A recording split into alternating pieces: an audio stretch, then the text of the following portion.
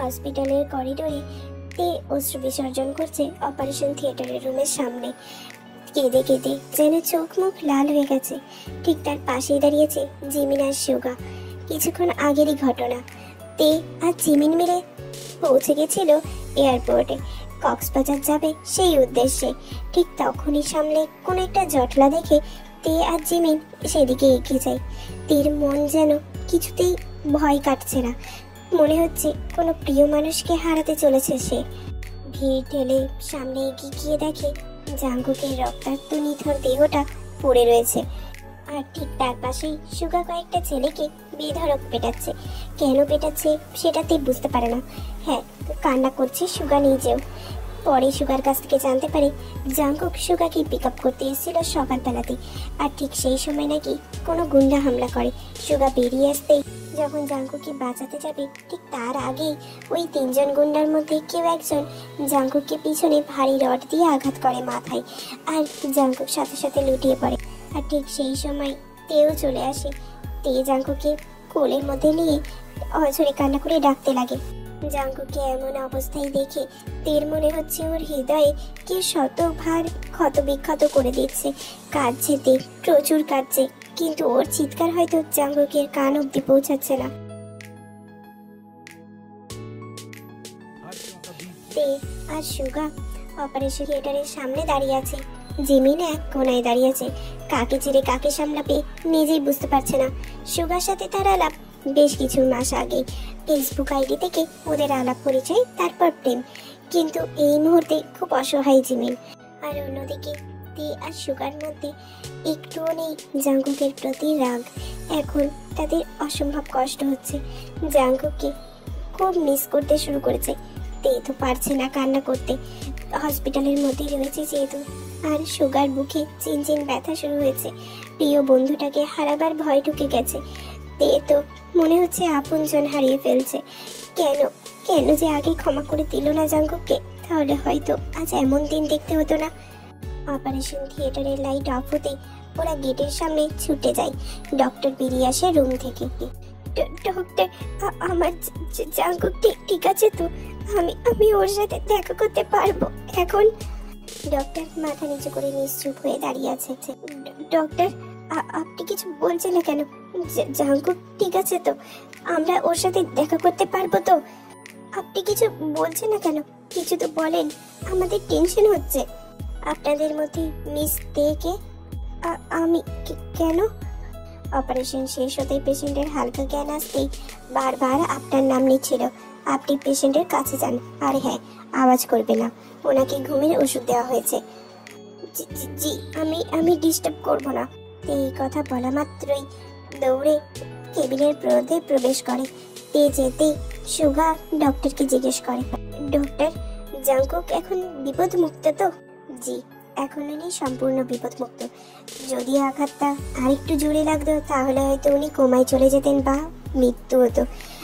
You should thanks to Allah, উনি বাঁচিয়ে চেয়েছেন। But also thanks to you doctor. এটা আমার কর্তব্য ছিল। আর মিস্টার জাঙ্কুকে যতটা পারবেন ট্রমা থেকে দূরে রাখবেন। ওনাকে যতটা বেশি খুশি রাখার চেষ্টা করবেন ততই ওনার স্বাস্থ্যের জন্য ভালো হবে।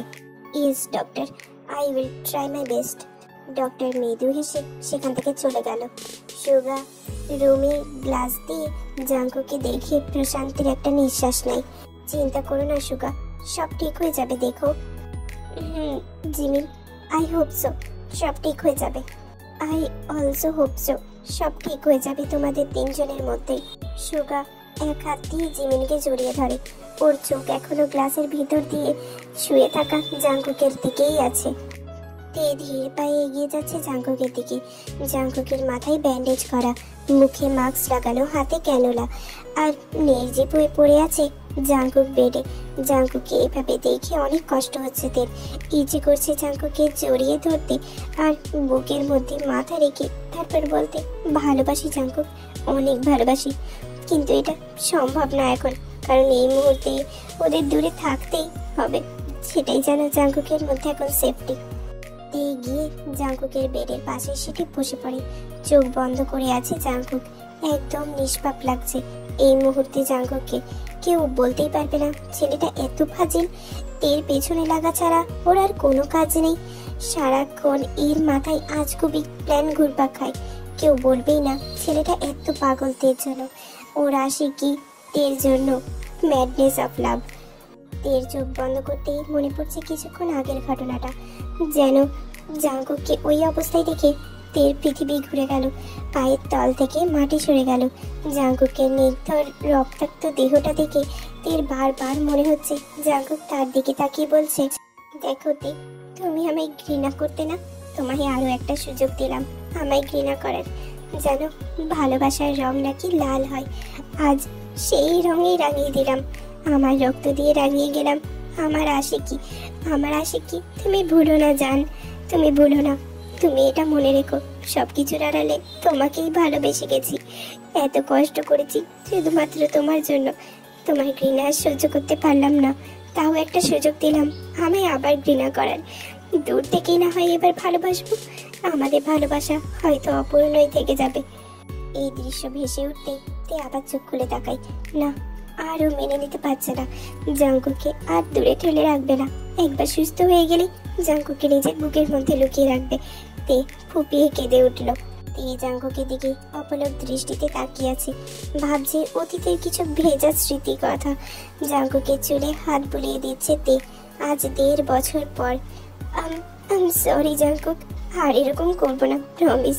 অভিমান করলেও রাগ করবো না কখনো। ক্ষমা করে দাও প্লিজ। আই নো আমি বেশি বাড়াবাড়ি করে ফেলেছি, কিন্তু এখন সব ভুল শুধরে নেব। তোমার হয়ে থাকবো সারা জীবন, শুধু তোমার। তুমি সব সময় বলতে না এই জাঙ্কুকের আর জাঙ্কুকদের, আজ আমি বলছি এই শুধু জাঙ্কুকের, শুধুমাত্র জাঙ্কুকের। আর জাঙ্কুক শুধুমাত্র তের। প্লিজ চোখ খোলো, যা দেখো তোমার তে তোমায় ডাকছে। তোমার এই চুপি আর সহ্য হচ্ছে না আমার। তে আলতো করে জাঙ্কুকের বুকে মাথা রাখে। ওর চোখ দিয়ে পানি পড়ছে, জাঙ্কুকের বুকে গড়িয়ে পড়ছে। হয়তো এই পানি জাঙ্কুকের হৃদয় অব্দিও যাচ্ছে, যা শুধু জাঙ্কুক অনুভব করতে পারছে চোখ বন্ধ করে থাকা অবস্থায়। চোখ মিটি মিটি করে খুলছে জাঙ্কুক। মাথায় প্রচন্ড ব্যথা হচ্ছে, চোখও ভারী ভারী লাগছে। নিজের বুকের উপর ভারী কিছু অনুভব করলো জাঙ্কুক। কারো চিরচেনা চুলের ঘ্রাণ পাচ্ছে। জাঙ্কুক চোখ বন্ধ থাকা অবস্থাতেই মুচকি হাসলো। ও ভালোভাবেই বুঝতে পারছে মানুষটি ঠিক কে হতে পারে, তাও নিজের উপর বিশ্বাস হচ্ছে না ওর। জাঙ্কুক ভালো করে তাকাতে দেখলো সত্যি এটা তে ওর বুকের উপর মাথা রেখেছে। জাঙ্কুক নিজের হাত ওঠাতে দিনই হাতের টান অনুভব করে, সাথে সাথে মুখ দিয়ে আওয়াজ বেরিয়ে আসে, আহ! জাঙ্কুকের শব্দ পেয়ে তে চমকে মাথা তুলে তাকায়। জাঙ্কুক নিজের ব্যথা ভরে তের দিকে অবাক দৃষ্টিতে তাকিয়ে আছে। তের চোখ লাল হয়ে ফুলে গিয়েছে বেশি কান্না করার কারণে। তের এমন অবস্থা দেখে জাঙ্কুকের নিজের অজান্তে তার চোখ দিয়ে জল বেরোচ্ছে। তে, আরে অলরাইট? তুমি তুমি কান্না করছো কেন? কেউ কি কিছু বলেছে তোমাকে? টেলমিতে। চোখ মুছতে মুছতে মুগ্ধ হয়ে তাকিয়ে আছে জাঙ্কুকের দিকে, মন দিয়ে জাঙ্কুকের কথা শুনছে। নিজের অবস্থা ভালো না, অথচ তের জন্য চিন্তা করছে। ভালোবাসার মানুষ হয়তো এমনই হয়। তেকে চুপ থাকতে দেখে জাঙ্কুক আবারও বলতে শুরু করে, তে তুমি কিছু বলছো না কেন? তে কাঁদতে কাঁদতে জাঙ্কুকের বুকে মাথা রেখে আলতো করে সেখানে চুমু খেয়ে পর বলে, I love you Jungkook, I love you a lot. জাঙ্কুকের চোখের অশ্রুধারা যেন বাঁধ ভাঙছে না, কি বলবে ভেবে পাচ্ছে না। তের বিয়ের টাস্কি খেয়ে গেছে। আতেও কি এটা সত্যি নাকি স্বপ্ন বুঝতে পারছে না। আমাকে একটা চিমটি কাটবে তে? তের সাথে সাথে জাঙ্কুকের এমন প্রশ্নে মাথা তুলে তাকায়। কি চিমটি? চিমটি কাটো না। তে বুঝতে পারছে যে জাঙ্কুকের এইসব হয়তো বিশ্বাস হচ্ছে না, তাই দুষ্টুমি করে ও নিজেও জাঙ্কুকের বুকে জোরে চিমটি কেটে দেয়। আউচ! এত জোরে কেউ চিমটি কাটে নাকি? আজব, তুমি তো বললে। যাই হোক জাঙ্কুক, সুগা এসেছে, তোমাদের মধ্যে সবকিছু এবার মিটমাট করে নাও। মিটমাট তো কাল রাতেই হয়ে গিয়েছে, ফোনে অনেকক্ষণ গল্প করলাম, তারপর বুঝতে পারলাম ও আর আমার উপর বেশি রেগে নেই। আর রাগ করেই বা থাকবে কি করে, একমাত্র জানে দোষ যে। সেটা ঠিকই বলেছিস। সুগা কেবিনে ঢুকে জাঙ্কুকের দিকে তাকিয়ে মুচকি হাসে। তা কেমন লাগছে এখন তোর? মরতে মরতে বেঁচে এসেছি, কেমন লাগার কথা? তুই জীবনেও শুধরাবি না, তোকে একমাত্র তেই লাইনে আনতে পারবে। তাই তো। আর তোকে আমার শালিকা জিমিন, রাইট জিমিন? আসলে কাল রাতে যখন জাঙ্কুক সুগার সাথে গল্প করছিল ঠিক তখনই জানতে পারে জিমিনের ব্যাপারটা। আর তখনই সুগাও বলে দেয় জিমিন নাকি তের বোন হয়। ইয়া রাইট জিজু। আজ প্রায় 2 দিন হয়ে গেল, জাঙ্কুক এখন মোটামুটি সুস্থ আছে। এই 2 দিনে সুগা, তে আর জিমিন মিলে জাঙ্কুকের অনেক খেয়াল রেখেছে। আজকে জাঙ্কুককে হসপিটাল থেকে ডিসচার্জ দেওয়া হবে। তে আর জিমিন কেবিনের বাইরে ডক্টরের সাথে কথা বলছে। সুগা জাঙ্কুককে রেডি হতে সাহায্য করছে। দেখলি আমার প্ল্যানটি কিভাবে কাজ করলো? I am so proud of me. তে আর তোর মাঝে দূরত্ব একদিনে শেষ হয়ে গেল। সেটা তো ঠিকই বললি, কিন্তু সব আমার সঙ্গতির ফল, বুঝলি তো। আমার সাথে তোর মাথাটা একটু মাস্টার মাইন্ডেড হয়ে গেছে, এই জন্যই ভাই। সেটা সত্য, কিন্তু এক জায়গায় না ঘাপলা করে ফেলেছি রে।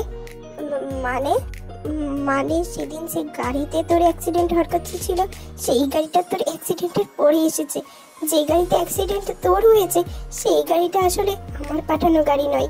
আসলে আমার পাঠানো গাড়িটা লেট করেছে। আসলে সুগা আর জাঙ্কুকের সাথে যখন কথা হয় তখন সে জানায় যে তের নাকি একটা জায়গায় যাওয়ার আছে, কারোর একটা বিয়েতে। তো ওরা সকালবেলায় কক্সবাজারে পৌঁছাবে, এটা নাকি জিমিনের কাছ থেকে খবর পেয়েছে। তো যেই ভাবা সেই কাজ। সুগা জাঙ্কুককে একটা প্ল্যান দেয় যে ওর একটা ফেক অ্যাক্সিডেন্ট হবে, কিন্তু অ্যাক্সিডেন্টের মাঝে যে এরকম এত বড় ঘাপলা হয়ে যাবে সেটা সুগা টের পায়নি। সুগার কথায় রেগে গিয়ে জাঙ্কুক বেড থেকে কুশান ছুঁড়ে মারে। সুগা সেটা ক্যাচ করে দাঁড়ায়। আমার আগেই বোঝা উচিত ছিল তোর প্ল্যান তোর মতোই ফুটা হবে, ঘাপলা তো তোর রক্তে মিশে আছে। সে যাই হোক জাঙ্কুক, কিন্তু তোদের মিলাতে তো পেরেছি। যদি মরে যেতাম তাহলে কি আমার ভূতের সাথে মিলাতি, গাধা? তোর আমাকে থ্যাঙ্কস বলার কথা, তা না তুই আমাকে গাধা বলছিস। বেশ করেছি, তুই একটা গাধা না, তুই আস্ত একটা স্টুপিড। হঠাৎ দরজা খোলার আওয়াজে সেদিকে তাকাই ওরা দুজনে। তে দাঁড়িয়ে আছে, হয়তো সব কথা শুনে ফেলেছে। লে হালুয়া, সব প্ল্যান গেল আবার ভেস্তে। সুগা আর জাঙ্কুক একে অপরের দিকে অসহায় ভাবে তাকিয়েছে। আর তের দিকে তাকালো। তে যে ঠিক কতটা রেগে আছে সেটাও চোখ মুখেই বুঝতে পারা যাচ্ছে। অ্যাকচুয়ালি আমাকে হয়তো জিমিন ডাকছে, আমি যাচ্ছি। হ্যাঁ, তোমরা কন্টিনিউ করে যাও, আমি যাচ্ছি। এই বলে সুগা সেখান থেকে কেটে পড়ে। আবে ওই কই যাচ্ছিস আমাকে বিপদে রেখে? বেঁচে থাকলে আবার দেখা হবে ভাই, আমি যাই। সুগা তোকে তো আমি দেখে নেব। জাঙ্কুক জোরপূর্বক হাসি দেওয়ার চেষ্টা করছে। সামনে তের দিকে অসহায় ভাবে তাকিয়ে আছে। তে জাঙ্কুকের সামনের দিকে রাগী ফেস নিয়ে এগিয়ে আসে। বেবি আমার কথাটা। তে জাঙ্কুকের দিকে রাগী ফেস নিয়ে এগিয়ে এসে থাপ্পড় দেওয়ার জন্য হাতটা ওঠাতেই জাঙ্কুক চোখ বন্ধ করে নেয়। কিন্তু জাঙ্কুককে হ্যাচকা টান দিয়ে তার ঠোঁটের সাথে নিজের ঠোঁট জোড়া মিলিয়ে দেয়। নরম ঠোঁটের অনুভব করতে জাঙ্কুক শক্ট হয়ে চোখ ঘুরে তাকায় তের দিকে। জাঙ্কুকের তো বিশ্বাসই হচ্ছে না তে নিজের থেকে ওকে কিস করেছে।